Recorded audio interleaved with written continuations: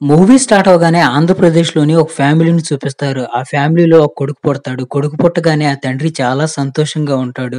అప్పటికే famous cricketer అయిన శ్రీకాంత్ పేరు ఆ పిల్లాడికి పెట్టి అతను కూడా పెద్దయిన తర్వాత శ్రీకాంత్ లాగే పెద్ద క్రికెటర్ అవుతాడని చెప్పి ఆ తండ్రి సంతోషంగా చెప్తాడు. కానీ ఆ తండ్రి సంతోషం ఎక్కువ కాలం నిలవదు. కొద్ది రోజుల తర్వాత తన బిడ్డ పుట్టుకతోనే గుడ్డివాడని తెలియటంతో ఆ తండ్రి గుండె ముక్కలవుతుంది. శ్రీకాంత్ బంధువులంతా శ్రీకాంత్‌ని చిన్నప్పుడే చంపేయమంటారు. ఎందుకంటే శ్రీకాంత్‌ని ఇప్పుడే చంపేయపోతే శ్రీకాంత్ పెద్దయిన తర్వాత ఈ సమాజం శ్రీకాంత్‌ని రోజూ చంపుతుంది. శ్రీకాంత్ వాళ్ళ నాన్న కూడా శ్రీకాంత్‌ని చంపడానికి సిద్ధపడతాడు. కానీ అప్పుడే శ్రీకాంత్ వాళ్ళ అమ్మొచ్చి శ్రీకాంత్‌ని కాపాడుతుంది. కట్ చేస్తే మనకి స్కూల్ చదువుతున్న శ్రీకాంత్‌ని చూపిస్తారు. శ్రీకాంత్ బ్లైండ్ పర్సన్ అయినా కానీ పరిస్థితుల నుంచి ఎప్పుడూ పారిపోలేదు. పరిస్థితులతో పోరాడేవాడు. స్కూల్లో ఉన్న మిగతా పిల్లలు కొన్నిసార్లు శ్రీకాంత్‌ని బిచ్చగాడని ఎగతాళి చేసేవారు. కొన్నిసార్లు గుడ్డివాడని ఎగతాళి చేసేవారు. కొన్ని సార్లయితే కొట్టేవాళ్ళు కూడా. కానీ శ్రీకాంత్ ఎప్పుడూ కుంగిపోలేదు. ధైర్యంగా వాటన్నిటితో పోరాడేవాడు. దీనికి తోడుగా శ్రీకాంత్ క్లాస్ టాపర్‌గా నిలిచేవాడు. బ్లైండ్ పర్సన్ అయినా కానీ మిగతా మామూలు పిల్లలతో పోల్చుకుంటే శ్రీకాంత్ చాలా తెలివిగలవాడు. ఏదైనా ఇట్టే నేర్చుకోగలుగుతాడు. కానీ గ్రామంలో శ్రీకాంత్ లాంటి తెలివిగల పిల్లల్ని ముందుకు తీసుకువెళ్ళటానికి ఫెసిలిటీస్ లేవు. అందువల్ల శ్రీకాంత్ వాళ్ళ ఒక టీచర్ చెప్పటంతో శ్రీకాంత్ వాళ్ళ నాన్న మొట్టమొదటిసారిగా శ్రీకాంత్‌ని గ్రామం నుంచి టౌన్‌కి తీసుకొచ్చి ఒక బ్లైండ్ స్కూల్‌లో జాయిన్ చేస్తాడు. అక్కడుండే మిగతా పిల్లలు కూడా మొత్తం బ్లైండ్ స్టూడెంట్సే. వాళ్ళందరికీ ఫ్రీ ఎడ్యుకేషన్ ఇస్తారు. అక్కడే శ్రీకాంత్ మొదటిసారిగా దేవిక మేడంని కలుస్తాడు. ఒక మాట చెప్పాలంటే దేవిక మేడం శ్రీకాంత్‌కి కేవలం ఒక మేడం మాత్రమే కాదు, యశోద అంటే మారుతల్లి లాంటిదన్నమాట.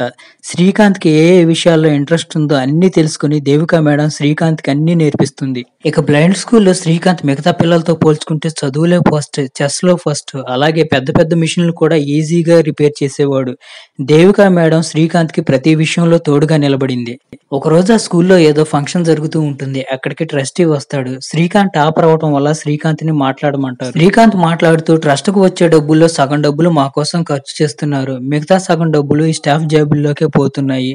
రోజూ వంటగదిలో నుంచి చికెన్ వండే వాసన వస్తుంది. మా ప్లేటుల్లోకి మాత్రం ఎప్పుడూ కూరగాయల భోజనమే వస్తుంది. చికెన్ ఎటు పోతుందో అర్థం కావట్లేదని అంటాడు. ఈ మాటలన్నీ శ్రీకాంత్ ట్రస్టీ ముందే మాట్లాడతాడు. దాంతో స్టాఫ్ అంతా శ్రీకాంత్‌ని కొట్టి ఆ రోజు సాయంత్రం బయటికి పంపించేస్తారు. శ్రీకాంత్‌కి అసలు అర్థం కాదు. ఆ స్కూలు వాళ్ళు తనని కొట్టేందుకు బయటికి పంపించేశారు. స్కూలు వాళ్ళు తనతో ఇలా ప్రవర్తిస్తారని శ్రీకాంత్ ఎప్పుడూ ఊహించలేదు. దాంతో పాటు శ్రీకాంత్ దగ్గర దేవిక మేడం కూడా లేకపోవడంతో అసలేం జరుగుతుందో శ్రీకాంత్‌కి అర్థమే కాదు. అలా శ్రీకాంత్ తడుముకుంటూ సిటీ మొత్తం తిరుగుతూ ఉంటాడు. కొంతమంది శ్రీకాంత్‌కి భిక్షం కూడా వేస్తారు. ఎందుకంటే వాళ్ళు శ్రీకాంత్‌ని భిక్షగాడు అనుకుంటారు. అయితే శ్రీకాంత్‌కి సహాయం చేయడానికి ఎవరూ ముందుకు రారు.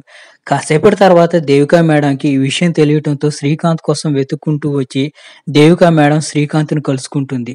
అప్పుడు శ్రీకాంత్ ఎమోషన్ అయిపోతూ దేవిక మేడంతో మాట్లాడుతూ నేను ఇలా భిక్షగాడిలా అయిపోవాలనుకోవట్లేదు. నా జీవితంలో ముందుకు వెళ్ళాలనుకుంటున్నానని చెప్తాడు. ఆ మాటలు వినగానే దేవిక మేడం చాలా ఎమోషనల్ అయిపోతుంది. తర్వాత Devika madam Srikanth care taker గా మారిపోతుంది.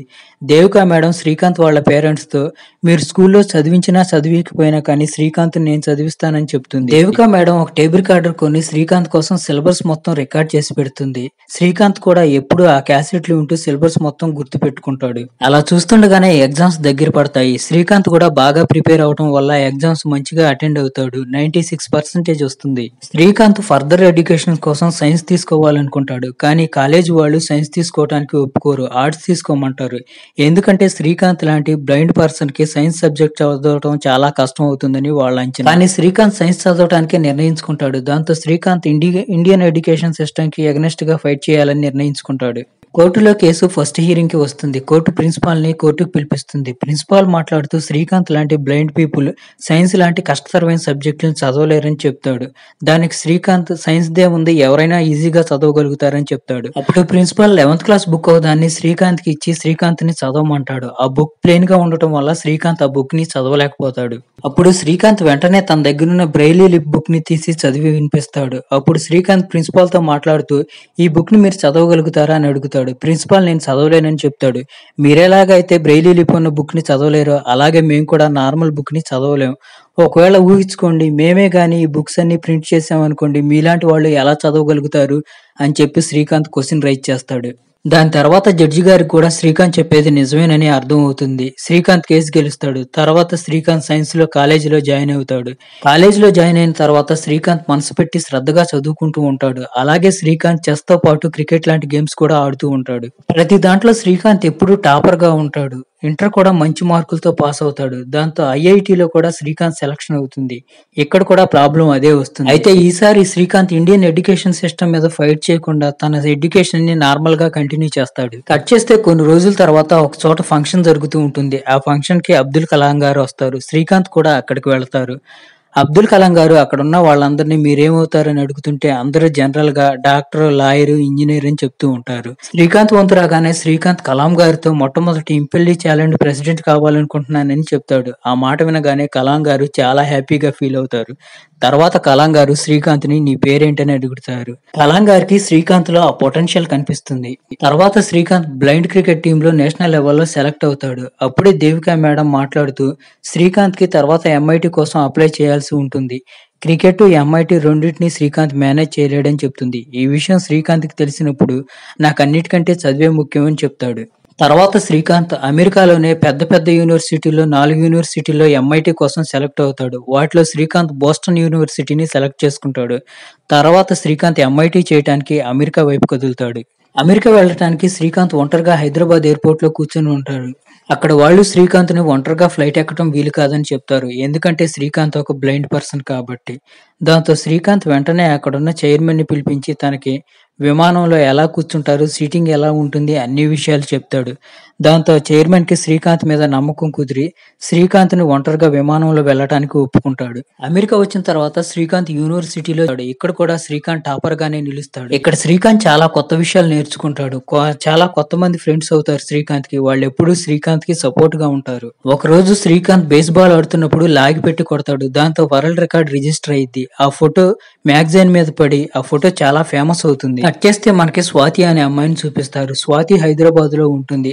స్వాతి శ్రీకాంత్ గురించి తెలుసుకుని స్వాతి శ్రీకాంత్ ని సోషల్ మీడియాలో కనెక్ట్ అవుతుంది. కొద్ది రోజుల తర్వాత స్వాతి కూడా చదువుకోవడానికి యుఎస్ వెళ్తుంది. వాళ్ళిద్దరూ అక్కడ క్వాలిటీ టైం స్పెండ్ చేస్తారు. అలా చూస్తుండగానే శ్రీకాంత్ ఎంఐటి కంప్లీట్ అయిపోతుంది. శ్రీకాంత్ ఇప్పుడు తిరిగి ఇండియా వెళ్ళాలనుకోవటం లేదు. ఎందుకంటే శ్రీకాంత్ కి అమెరికా చాలా బాగా నచ్చింది. ఎక్కడే ఉంటూ జాబ్ చేయాలనేది శ్రీకాంత్ కోరిక. కొద్ది రోజుల తర్వాత దేవికా మేడం ఫోన్ చేస్తుంది. శ్రీకాంత్ దేవికా మేడం కూడా అదే విషయాన్ని చెప్తాడు. దేవికా మేడం ఇంకా ఏమీ మాట్లాడదు. కానీ ఈ విషయం స్వాతికి తెలియటంతో స్వాతి శ్రీకాంత్ కి నచ్చజెప్పడం మొదలు పెడుతుంది. ఇక్కడుండి నువ్వు ఎవరిని ఉద్ధరించేది ఏమీ లేదు. అక్కడికి వెళితే నీలాంటి వాళ్ళు చాలా మంది ఉంటారు. వాళ్ళ జీవితాలు మారటానికి నువ్వు ఒక దారిలాగా మారొచ్చు అని చెప్తుంది.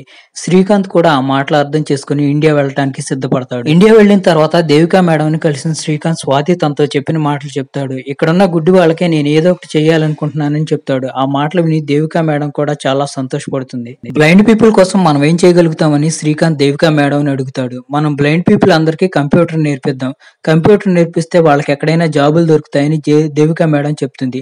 దాంతో వెంటనే ఒక కంప్యూటర్ సెంటర్ ఓపెన్ చేసి బ్లైండ్ పీపుల్ అందరికీ కంప్యూటర్ కోచింగ్ ఇస్తారు. కానీ ఇక్కడ వచ్చే సమస్య ఏంటంటే ఈ బ్లైండ్ పీపుల్ కి ఎక్కడ జాబ్ దొరకదు. ఆ బ్లైండ్ పీపుల్ కి ఎవరో జాబ్ లేకపోవడంతో కంప్యూటర్ సెంటర్ ని క్లోజ్ చేసేస్తారు. ఒక రోజు శ్రీకాంత్ దేవికా మేడం తో మాట్లాడుతూ వీళ్ళకి ఎవరూ జాబులు ఇవ్వట్లేదు కాబట్టి మనమే జాబులు ఇస్తే ఎలాగుంటుందని అడుగుతాడు. ఏం జాబులు ఇస్తామని అడుగుతుంది దేవికా మేడం.